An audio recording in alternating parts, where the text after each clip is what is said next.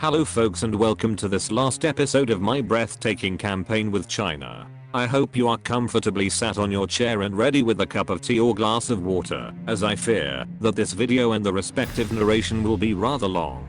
Coming now to the episode, although the final outcome has already been spoiled in the title. Let's start from where everything ended in the previous session. In one sentence, that retarded of Field Marshal TN-92 stupidly believed that with the end of the war with Japan there was no need to keep those 48 garrison divisions and disbanded them, only to regret his decision as soon as the civil war against communist China escalated in a much wider conflict with the involvement of the Soviet Union.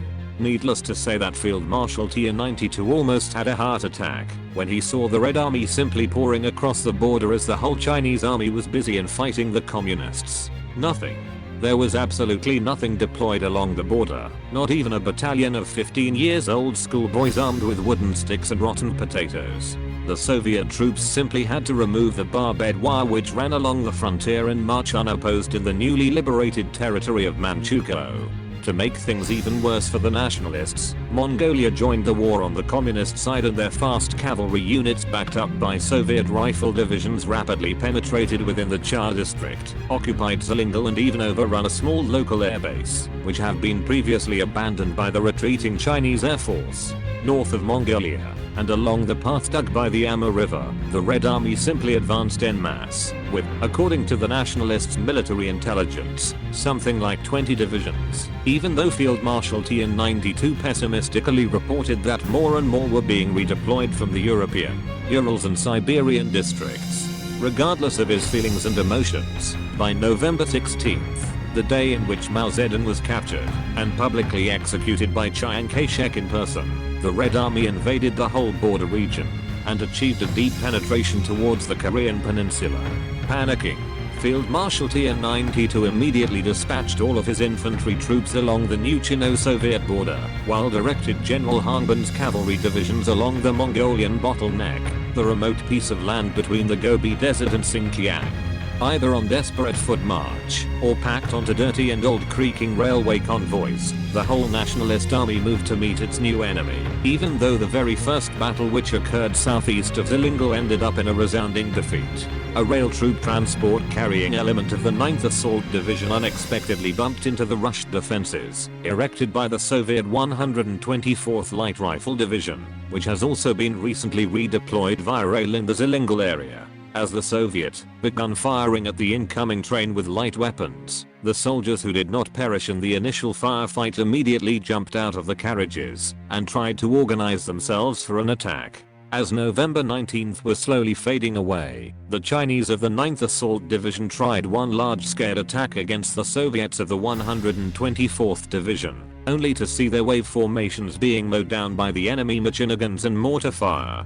Throughout the night both sides received battalion-sized reinforcement, but a second attack operated on November 20th achieved the same results. When the divisional commander was informed about the facts, he ordered his railway convoys to be rerouted along other paths. The shame of that defeat was rapidly washed away, as not only the Chinese Air Force arrived to provide a massive support over the Manchurian skies, but the flowing nationalists' divisions immediately begun fortifying their positions by digging trenches, building machine gun nests and mortar pits, and deploying hundreds of meters of barbed wire.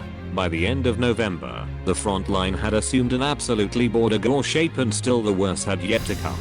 For instance, the nationalist 22nd and 37th Assault Divisions were both concentrated in a narrow salient around the town of Mansauli, projecting like a floppy dildo into the Soviet-occupied Manchuria. Further to the east, the 58th Assault Division arrived ahead of the bulk of the Chinese 8th Army to reinforce the Nenjiang salient, only to be attacked by the 36th Soviet Rifle Division, the 10th Mountain Rifle Division and the 21st Armored Division. Despite being protected by the shores of the Nen River and the constant air support provided by those bunch of brave airmen, the 58th Assault Division was forced to retreat on December 7th, after 3 days of furious fighting. The positions for which much Chinese blood had been spilled however were immediately reinforced by her sister, the 57th Assault Division, which occupied the previously deserted defensive positions and managed to hold the Soviet counter-offensive for 10 more days. The Red Army, most likely having identified the weakness in this sector, brought heavy reinforcement and quickly surrounded the Nenjiang salient with 3 additional rifle and 2 cavalry divisions. On December 17th, the lines held by the 57th Assault Division began to falter under the Soviet pressure, and on the 19th, the troops were once again forced to retreat. To reinforce the crumbling front arrived the 54th Assault Division, which simply could not fend off on her own the weight of 1 armored, 1 mounted, 2 cavalry and 6 Soviet rifle divisions. Just as it has happened with the other 2, also the 54th Division was forced to abandon its positions after only 6 days of fighting. But those relentless offensives exhausted the Soviet troops as well, having already lost more than 13,000 between wounded, missing and killed in action in just 3 weeks. I'm sure that many of you may be wondering, what was all that bloodbath for? Why was Field Marshal Tier-92 so obsessed in holding the Nenjiang salient? The reason is simple. By holding the line in that point, the nationalists managed to attract 9 enemy divisions, of which 6 of them that could have been employed elsewhere, hadn't they had to surround and put pressure on the salient. Amongst the large crisis that erupted during that fall and early winter of 1940, Field Marshal Tier-92 showed to have still a bit of lucidity in catching the best opportunity. One of these events occurred on December 19th, on the western sector of the front line. As the 57th Assault Division was being routed from the Nenjiang salient, starting from the Hualingol assembly area, the 66th and 72nd attacked the Russo-Mongolian troops stationed in Tamzag-Gilag. By making good use of the hilly terrain, the Chinese caught the defenders completely by surprise. Actually, the shock of this unexpected attack was so huge that the majority of the Soviet troops simply surrendered when facing the assault platoons of the nationalists, weakening even more the Tamzag-Gilag sector. Further north, the 5th, 27th, and 40th Assault Divisions formed the other half of the pincer movement aimed at cutting off 1 cavalry, 2 rifle and 1 mountain rifle divisions stationed in the Balan district as they marched towards the southwest. The 1st and 16th Assault Divisions further pinned down the defenders in hopes of preventing their early retreat. While this attack planned by Field Marshal Tier-92 proved counterproductive as forced the Soviet 49th Mountain Rifle Division to retreat, at least it provided enough time to the nationalists to close the encirclement. On December 23rd, the last pocket of resistance was liquidated as more than 20,000 men were marching in the Chinese POW camps. But this episode was nothing compared to the chaos that was reigned supreme on the far eastern side of the front. As the Soviets penetrated deep into Manchuria, the front line in that sector assumed the shape of a long knife which plunged deep into the nationalists' territory, leaving only a small gap between the Sea of Japan and the Sikhote-Alin Range dividing the Primorsky Krai from the old Manchurian border. Field Marshal Tier-92 once again sought to trap the large number of Soviet divisions which penetrated the nationalists' lines, but he underestimated the enemy's reaction. The 2nd, 3rd, and 41st Assault Divisions moved from their positions at dawn of December 23rd, aimed at reaching the major coastal city of Vladivostok within a matter of days. The situation of that sector should however have inspired caution in Field Marshal Tier-92, as the front line's shape looked like a small bulge in which the 3 assault divisions were amassed. But, as stubborn as only he could be, he bypassed General HOI and ordered the divisional commanders to carry on the offensive. The attack began well and developed along 2 directives. The 2nd and 3rd Assault Divisions took the weight of the battle in the direction of Grodokovo, while the 41st marched towards Pokrovka. By the end of the day, the enemy was in full retreat. The paucity of roads, the bad weather and the constant Soviet interference from the air slowed incredibly down the marching speed of the Chinese, and only on December 26th did the vanguards of the 2nd Assault Division enter Voroshilov, the last great obstacle before Vladivostok. Chaos erupted amongst the streets of the city as troops of 1 armored and 2 rifle divisions were marching towards Voroshilov in an attempt to stop the Chinese advance. While General Zoya's men brushed aside that futile attempt, the rest of his 7th Army failed to reinforce the rear guard of the assault divisions now victoriously marching into Vladivostok, and before the end of 1940, those 3 divisions were encircled deep behind the enemy lines. What followed next was a real rush to annihilation, as both belligerents knew that what separated their enemy's troops from salvation or total defeat were a bunch of kilometers. The Red Army had the biggest price to lose in case of a defeat, but also enjoyed the highest mobility in the region, given the presence of 1 armored and 3 cavalry divisions. And despite the prohibitive temperatures and the battlefield covered by a thick layer of white snow, the Soviet response to the Chinese threats proved to be well coordinated. During the first week of January, Chiang Kai-shek was about to get a nervous breakdown as the 31st Assault Division attacking from Kitay all of a sudden got itself encircled by the enemy cavalry, and with the back pressed against the shores of Lake Kangkar on January 8th. The 31st Division was already engaged in combat with the 2nd Soviet Armored Division and the 23rd Soviet Garrison Division, already pressed into battle by the 3rd Assault Division, desperately attacking from the besieged Vladivostok. 2 additional divisions, the 14th and the 25th, were routed eastward in an effort to relieve the soldiers of the 31st. Further south, the attack of the 65th Assault Division aimed at retaking the city of Mudanjiang was stalling in front of a determined Soviet resistance. As the situation was progressively degenerating, Field Marshal Tier-92 took direct control of the local divisions and immediately ordered all the available troops to go to the offensive.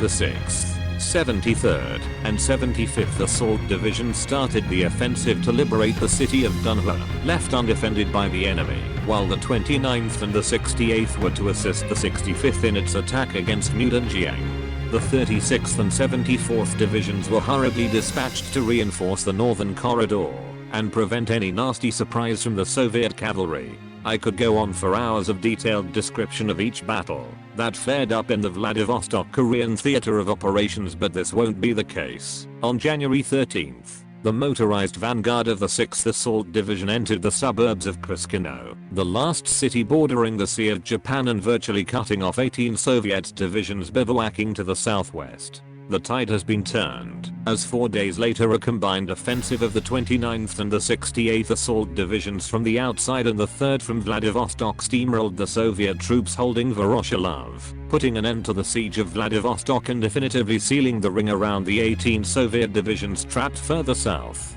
Once again, Field Marshal Tier-92's ability to micromanage the war by directing the troops where they were mostly needed, and his skills in generating pockets even in the worst weather conditions, were what was needed to save the day. As the front line stabilized and acquired a more regular shape with additional small offensives, Field Marshal Tier-92 gave rise to a series of offensives aimed at progressively reducing the overwhelming numerical superiority so far enjoyed by the Red Army. In this task he was greatly helped by General Hangbin's cavalry divisions, which faced no initial opposition during their invasion of southern Mongolia, and by early March 1941 had already occupied 1/3 of the country, most likely as an effect of further purges caused by an attack of Stalin's paranoia. When he was informed about the loss of 18 divisions, the Soviet General Staff turned out to be completely incompetent in reacting to the Chinese counteroffensive.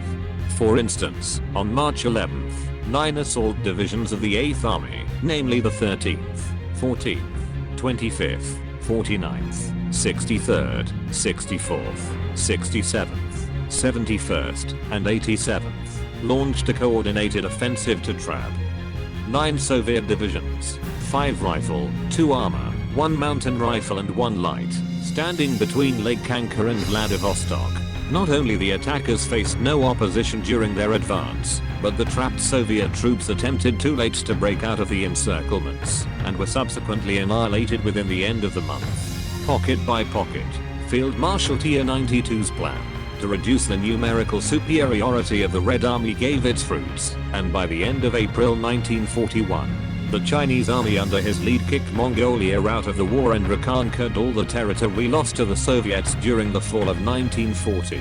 The progress of Chinese advance into Siberia and Transbaikal caused a significant stretching of the front line, which was now more than 1,000 kilometers long, and further diluted the offensive potential enjoyed by the nationalists at the beginning of their counteroffensive.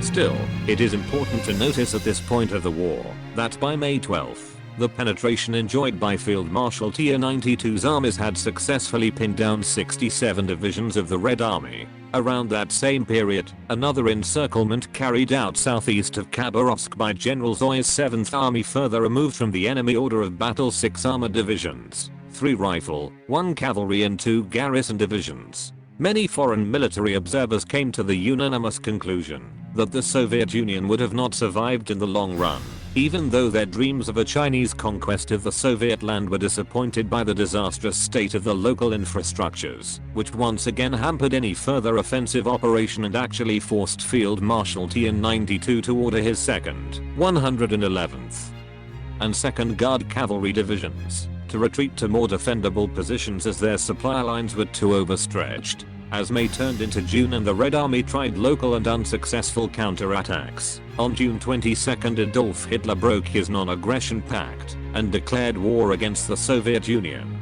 rapidly followed by all the other Axis partners. The Chinese distraction, as the Chief of Staff of the German High Command Franz Halder defined it, stripped the European military districts of most of their troops, and, as a consequence of this, the Ukrainian port of Odessa fell to the Romanians already on June 29th. On that very same day, German panzers were already rolling deep into the Ukraine and in the Baltic states.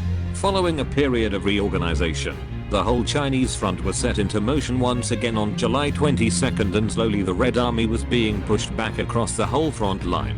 Having observed the Germans in mastering their motorized troops, Field Marshal Tier-92 ordered a formation of 6 additional assault divisions and 9 fully motorized infantry divisions, the latter ones having no issues with basic training due to the huge stocks of vehicles captured and homemade transport vehicles. It was only around mid-November, however, that those divisions were classified as combat ready and dispatched to the front line. By that time, the slow agony of the Soviet Union has reached its climax. The advance of the combined Axis armies stalled throughout the summer, especially in the forested areas of the Baltic states and Belarus, difficult terrains for the German panzers. But as the nationalist armies' advance progressed in Siberia and Central Asia, more and more Red Army divisions were dispatched by the central headquarters in Moscow towards that theater, and by September 1st Field Marshal Tian-92 estimated that there were 154 Soviet divisions facing 126 Chinese ones. While the ratio was slightly in favor of the Red Army, it is important to note that those estimated 154 divisions could have done the difference had they been deployed elsewhere. As of November 26th, the body of the Soviet Union had been cut off from its oil fields in the Caucasus, adding another problem to the ones already afflicting the Red Army and the whole Soviet Union. The Soviet War Bulletin of November 30th announced that already 4.68 million Soviet soldiers have been killed in action, and 4.25 of these lost their lives in the conflict against the Chinese. For how long the Soviet Union could sustain such horrible losses nobody could tell. What was clear to everyone, however, was only that the end was getting closer and closer, having already lost Stalingrad to the Romanians during the fall. On December 26th Moscow fell into German hands, further crippling the internal stability of the Soviet Union. As the Wehrmacht steered northwards to link with the Finnish army and put an end to the existence of Leningrad, General Hangbin's motorized divisions entered into action on January 20th, 1942. The 3-ton trucks, all made in China, turned out to be immune to any obstacle, as demonstrated by the events of those days. The 38th and the 200th Motorized Divisions conducted a lightning encirclement of 2 NKVD divisions within 2 days, while the 504th Motorized Division, having occupied and secured the important industrial center of Omsk, moved northward, aided by the 50th, which set off in the direction of Tyumen. The unexpectedly speedy advance caused the whole Soviet front to collapse and further facilitated the nationalists' advance westward. By the end of February, it had become clear to everyone that the time of the Soviet Union had come to an end, especially when on the 26th of the month the Wehrmacht resumed its offensive towards the Barents Sea, with the aim of capturing Vologda and secure a land corridor with the Finnish, the poor Finns, against whom the Red Army launched its last throw of the dice. But that turned out to be not needed anymore. From somewhere in what remained of the Soviet Union, the Commissar of Foreign Affairs Molotov begged Field Marshal Tian-92 to put an end to that bloody war, which has by now took the lives of 5.68 million Soviet soldiers. It was there, in the Smolny Institute, the very same building that has served as Lenin headquarters during the Bolshevik Revolution in 1970, that the Treaty of Leningrad was signed. Treaty which marked the definitive end of Lenin's dream and that saw the Soviet Union carved up in half between Hitler's Germany and Tier 92's China. Guys, thank you very much for watching, and stay tuned for the next campaign.